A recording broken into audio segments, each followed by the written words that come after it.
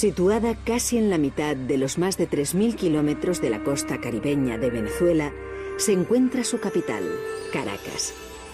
Sin embargo, no es una ciudad costera, pues el Cerro El Ávila, una portentosa barrera natural que llega a superar los 2.500 metros de altitud, la salvaguarda de las tempestades del Mar Caribe, como en su día lo hizo también de los piratas y corsarios. Además, la provee de una brisa refrescante y de días soleados y cálidos.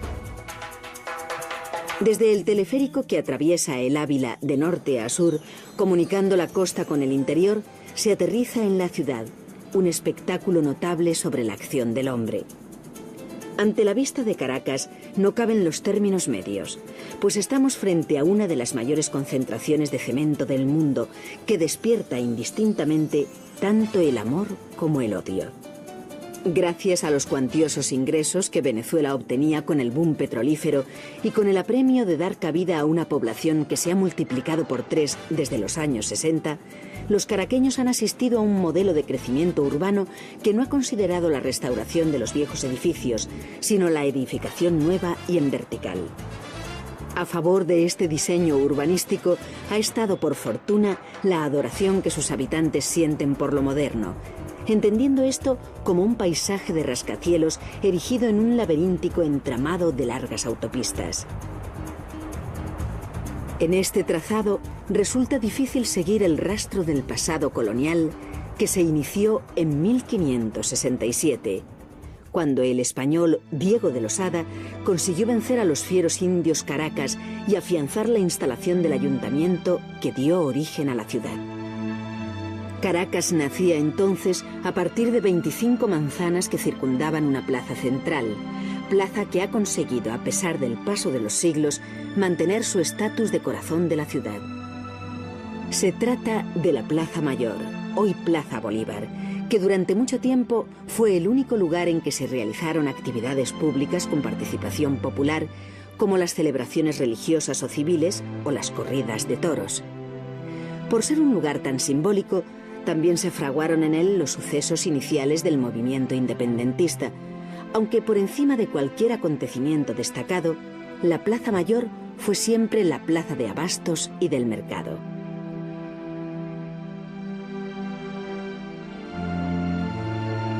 En la actualidad, la Plaza Bolívar, presidida por la estatua del Libertador, es la huella más palpable del pasado colonial de Caracas, no solo por mantener su estructura original y estar sombreada por árboles centenarios, sino porque de su atmósfera emanan reminiscencias de los días en que la ciudad era mucho más pequeña y más tranquila. Del legado arquitectónico del pasado, la catedral, cuya construcción data de mediados del siglo XVII. Sus dimensiones, composición y estilo son modestos en comparación a otros ejemplos de construcción religiosa en Latinoamérica, pero los venezolanos la denominan la Torre, en reconocimiento al poder divino y temporal que representó durante varios siglos. Muy cerca de la catedral se sitúa otro de los edificios más antiguos de Caracas, la Casa Amarilla. Este edificio tiene una historia larga, pues fue cárcel colonial, casa consistorial y presidencia de la República. Hoy es sede del Ministerio de Relaciones Exteriores. Su color se debe a la voluntad del dictador Guzmán Blanco, que así decidió pintarla por ser presidente del partido político amarillo. El Concejo Municipal es también otro edificio que ha cumplido funciones diversas en su evolución histórica, aunque durante siglos tuvo que ver con la formación de los jóvenes caraqueños cristianos. Su patio interior, con su fuente, los leones y la concha con la Cruz de Santiago, recuerda el nombre original de la ciudad, Santiago León de Caracas, pues fue fundada un 25 de julio, día del santo patrón. La iglesia de San Francisco, de estilo gótico, es otro monumento que ayuda a recordar que Caracas tuvo un pasado como parte de un poderoso imperio europeo y católico. Aunque quizá el lugar donde más se siente ese registro histórico colonial es la zona conocida como El Hatillo, en las afueras de la ciudad. Según las crónicas, Caracas debió ser parecida a este barrio de casas de adobe en colores brillantes y cálidos, cubiertas de tejados rojos y balcones, rejas, patios y ventanas característicos. Era entonces una ciudad que no destacaba por sus grandes mansiones o quintas, ni por sus iglesias o conventos barrocos, de crecimiento lento y puntualmente frenado por los efectos devastadores de terremotos y epidemias de viruela. Pero asimismo, y como este barrio, era una ciudad tranquila, ajena a las grandes conspiraciones y luchas de poder que se dirimían en los centros políticos del continente. Ese estar fuera del punto de mira de los grandes intereses imperiales quizá favoreció que en Venezuela, y en concreto en Caracas, se diera lo que los historiadores han denominado una democracia racial, es decir, una sociedad que se fue construyendo gracias a la facilidad con la que los colonos españoles se mezclaron con los indígenas y la población negra que iba llegando como mano de obra. El Museo Colonial de Caracas, que recoge una colección de los enseres y mobiliario típicos de la clase dominante criolla, nos muestra que los grupos privilegiados eran refinados, europeístas y fiel reflejo de los hábitos y gustos españoles, pero ciertamente discretos al lado de la abundancia y ostentación que existía en lugares como Quito o Lima. Aquí se vivía más en sintonía con esa señalada austeridad castellana, más pegada a la tierra y propia de una sociedad agrícola que con la sofisticación del barroco tardío que se daba en los ambientes cortesanos y urbanos de los siglos XVII y XVIII. Procedente de este mundo surge Simón Bolívar, el personaje más significado de Venezuela, creador de un espíritu para la construcción de América y gran libertador de su país, como también lo fue de Colombia, Ecuador, Bolivia, Perú y Panamá. En esta casa nació Bolívar en 1783 como hijo de una de las mejores familias criollas. Entre estas paredes se forjaron los rasgos de su extraordinario carácter, marcado por la inteligencia, la tenacidad a toda prueba, la lucidez para comprender la realidad y su fe indomable en que América no solo necesitaba independizarse de España, sino también construirse con ideas e instituciones propias. En este sentido, Bolívar no solo fue un genial guerrero que lideró más de 400 acciones de armas en un teatro de operaciones de 5 millones de kilómetros cuadrados, sino también un visionario político muy preocupado por el futuro de los nuevos estados que surgieron a partir de 1820. Las pinturas que cubren las paredes de su casa natal rememoran precisamente los momentos más gloriosos del proceso de independencia que culminó en junio de 1821 en Carabobo.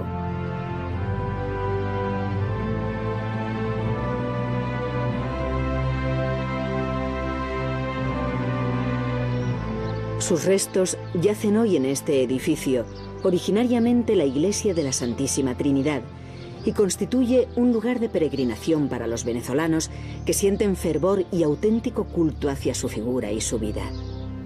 Bolívar murió en 1830 en la costa colombiana. Contaba con 47 años y enfermo, empobrecido y desengañado, asistía al derrumbamiento de sus sueños de una América nueva, libre y capaz de superar sus conflictos internos después de tantos sacrificios. Bolívar es uno de esos casos excepcionales. Luchó por sus ideas, no por intereses de ninguna clase, no por intereses secundarios subalternos, únicamente por ideas. Esas ideas que nos deja la libertad, la democracia, la necesidad de la educación, la necesidad de una justicia imparcial y efectiva, son fundamentales para que el hombre de hoy, no solamente el venezolano, el americano, sino de cualquier parte del mundo, pueda vivir en paz, pueda vivir en armonía con sus semejantes, con sus amigos, con sus coterráneos, con toda la gente que integra esta hermosa comunidad del mundo que tiene que vivir tranquilamente y no entregarse a guerras y a conflictos que la destruyan. Ese es el gran Bolívar que en el siglo pasado, en este siglo y en el siglo que viene seguirá siendo para todos la antorcha donde habrá la luz que nos guíe a buscar, repito, libertad, educación, democracia, justicia. Como muestra de que el espíritu de Bolívar sigue vivo, porque sus ideas y sus sueños, vigentes y actuales, tienen todavía una frágil realidad, los estudiantes caraqueños recuerdan su figura y establecen un compromiso con el Libertador mediante el juramento de la adscripción a sus valores.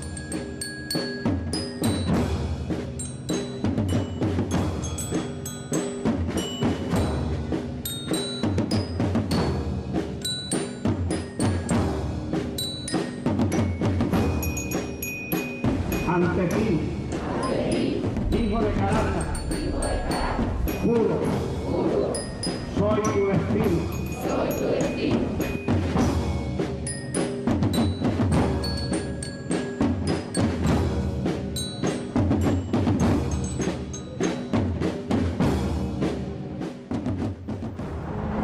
La fisonomía de Caracas es el paradigma de lo que es una ciudad construida en el siglo XX. Como tal, un reflejo de la acelerada y convulsa historia de este siglo, que se manifiesta en datos como el tránsito sin continuidad de 50.000 habitantes a más de 4 millones, o como pasar de ser la nación más rica de Latinoamérica a convertirse en una sociedad nueva y empobrecida en busca de una identidad.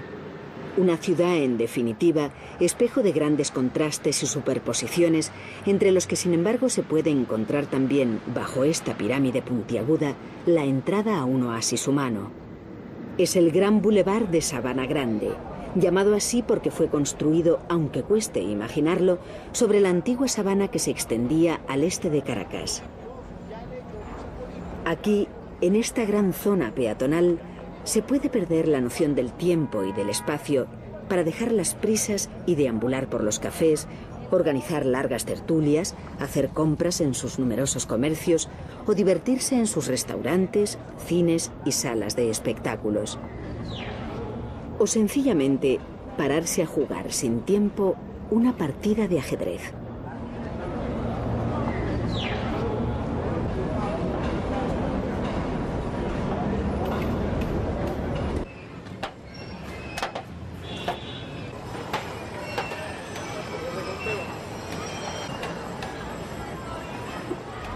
A pesar también de las apariencias, Caracas tiene parques dignos de mención, como el Parque del Este, lugar donde los caraqueños practican sus deportes favoritos, sobre todo el béisbol, el deporte nacional, como resultado de la influencia de la cultura norteamericana. En este paréntesis verde campan en libertad algunos ejemplares de la exótica fauna venezolana, consecuencia a su vez de una inmensa variedad de paisajes y ecosistemas.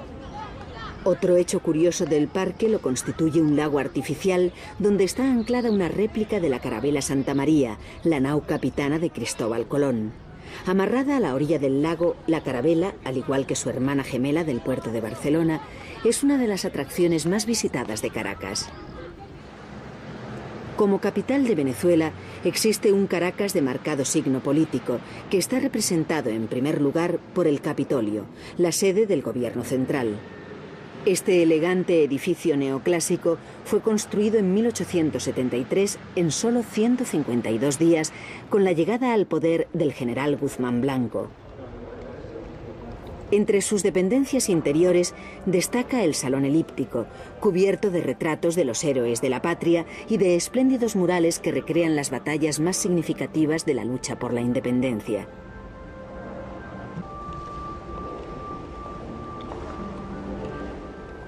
El Palacio de la Gobernación, donde se lleva la gestión del gobierno del Distrito Federal de Caracas, es asimismo otro enclave notable del carácter administrativo de la ciudad. Y del poder político a la autoridad simbólica que representa para muchos caraqueños esta estatua singular de una matrona cabalgando desnuda sobre un tapir. Se trata de María Lionza, una diosa aborigen a la que los automovilistas suelen tirar dinero desde la autopista como muestra del culto que se le presta. La imagen del Caracas de hoy no queda completa sin una inmersión en el metro, del que los nativos se sienten particularmente orgullosos por sus instalaciones, su limpieza y su perfecto funcionamiento.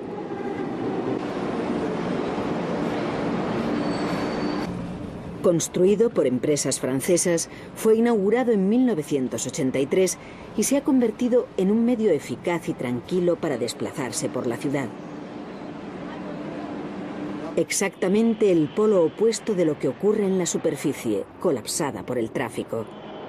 Se calcula que la mitad de los caraqueños emplea diariamente 2 horas en llegar a su trabajo por culpa de los embotellamientos. En la mestiza Caracas, poblaciones de diferentes orígenes se concentran en determinados barrios. Italianos en Sabana Grande, judíos en San Bernardino y españoles aquí, en el barrio de la Candelaria. La inmigración española en Venezuela significó un importante alivio para la empobrecida España resultante de la guerra civil, mientras que para el país de acogida actuó de refuerzo en una economía en imparable expansión gracias al petróleo. La huella más grande que veo yo que ha dejado la cultura española es la religión del trabajo. No hay inmigrante en este lado del mundo que no haya echado para adelante, como se dice acá. No hay uno. Son la gente que ha sido como el modelo a los que ya estaban acá. El local, yo creo que con la mezcla que hubo más que todo en Venezuela, el local es una mezcla de España. Aquí cuando llegó el español ya desde varios siglos atrás se mezcló. Y la huella más grande, yo creo que lo que nos han dejado eso es lo de la disciplina del trabajo y el valor del trabajo. El grupo de inmigrantes con mayor presencia en Caracas lo forma la comunidad gallega, agrupada en torno a una hermandad que congrega a más de 40.000 personas. En sus instalaciones, los gallegos dicen sentirse como en una segunda España, que es como se sienten en Venezuela, país que les acogió con los brazos abiertos y con el que se han integrado hasta formar parte activa del devenir nacional.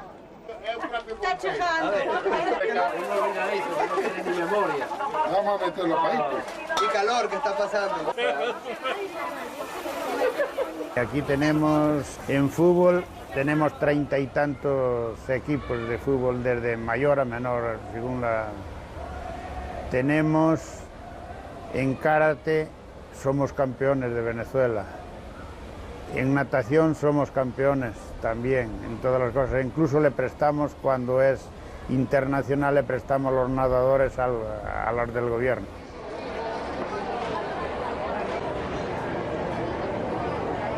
Tenemos un teatro, tenemos el mejor grupo de gaitas, tenemos grupos folclóricos que incluso precisamente terminaron de ganar internacionalmente el Festival Folclórico.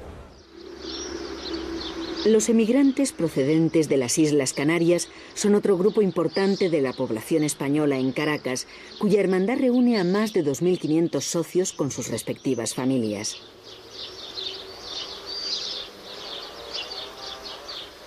La mayoría de ellas se forjaron y crecieron en estas tierras y forman parte del 4% de la población caraqueña de origen español.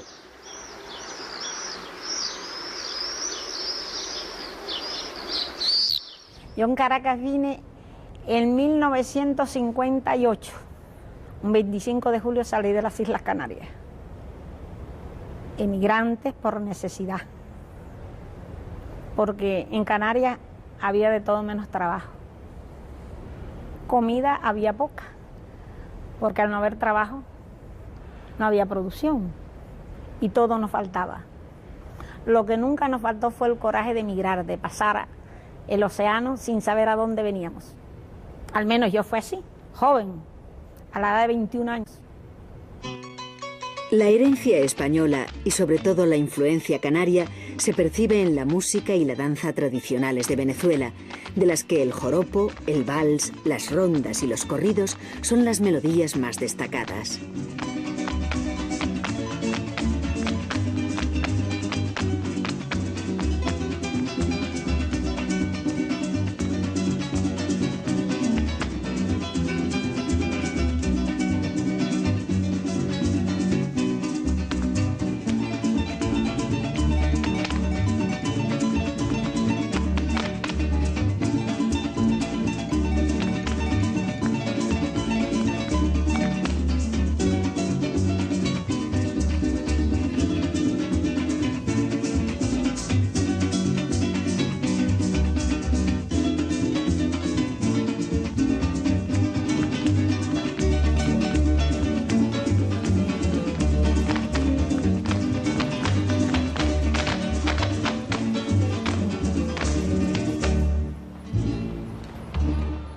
Nosotros sí estamos viviendo lo que se llama una crisis moral y ética.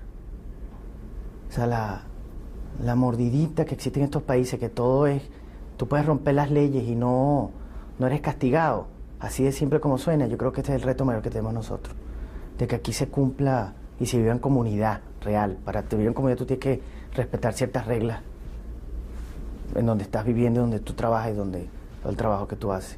Y esto hacerlo en conjunto con los otros países que nos rodean. Porque si nosotros, el venezolano, el argentino, el brasilero, el colombiano, no nos unimos, o sea, no hacemos un mercado común, a esto vamos a tener muchas complicaciones a futuro. Yo estoy seguro que el siglo XXI le toca al sur. El siglo pasado, XX, le tocó al norte. Y el norte vivió sus purgas, con sus crisis, desde las finales, a principios de los años 30, la caída del mercado capital de Estados Unidos, sus 2 guerras. El sur le toca sus purgas. La historia más reciente de Venezuela ha sido una extraordinaria compresión del tiempo, pues de la noche a la mañana el país pasó de ser una sociedad agrícola a otra particularmente consumista e importadora. Sin embargo, la corrupción generalizada y el cese de la lluvia de petrodólares en la década de los 80 sumergió al país en un período de grandes restricciones y ajustes, y como otros países de su entorno, necesitado con urgencia de la ayuda extranjera. Yo creo que España ahorita ya lo está haciendo. Tengo entendido que, por ejemplo, ahorita el segundo país que más inversión tiene ahorita, por ejemplo, en Venezuela, es España. Una de las cosas que yo he visto es, por ejemplo, cuando se empezaron a privatizar las empresas que estaban mal manejadas por los gobiernos, la verdad que el primer país que ha estado comprando, ha estado negociando, comercializando las entidades bancarias y las famosas telefónicas ha sido España. Yo creo que España tiene ya un plan a largo plazo. Y España, yo creo que sí, como España, creo que de los países del mundo que tiene el mapa de lo que fue y de lo que puede ser en Latinoamérica, ha sido España, porque han estado aquí desde el siglo XV. El sueño de Bolívar, una libertad sin anarquía, el orden sin la injusticia, sigue siendo para muchos habitantes de este país rico y contradictorio la cuenta pendiente con su propio destino.